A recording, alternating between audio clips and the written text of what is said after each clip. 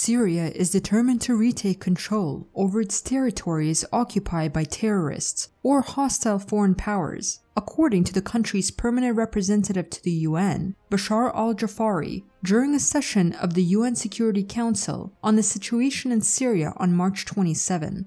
Al-Jafari also accused Israel, Qatar, Turkey, the US and the UK, and France of waging a global terrorist war against Syria.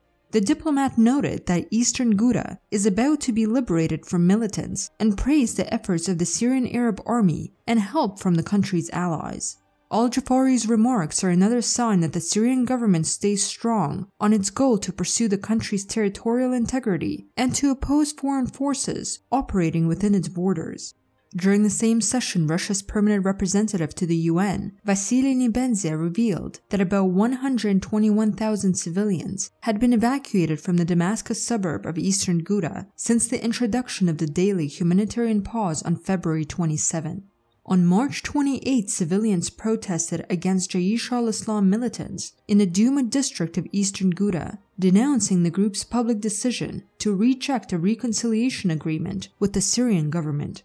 Negotiations between Jaish al-Islam and the Syrian-Iranian-Russian alliance are still ongoing. However, a source in the Syrian Arab Army SAA told Southfront that the SAA and its allies are ready to launch military operation in the area if no progress is achieved.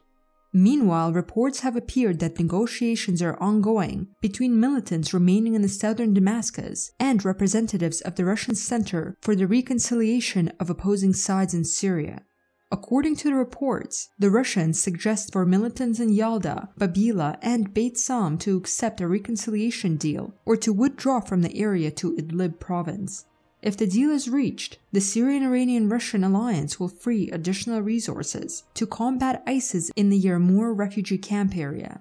By March 28, the government's National Defense Forces (NDF) and the Kurdish People's Protection Units (YPG) had remained in control of the town of Tel Rifat, south of the Turkish-occupied city of Afrin.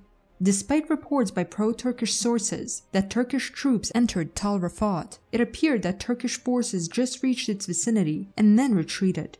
Local sources speculate that this is an indication of the ongoing negotiation between Turkey and the Syrian-Iranian-Russian alliance.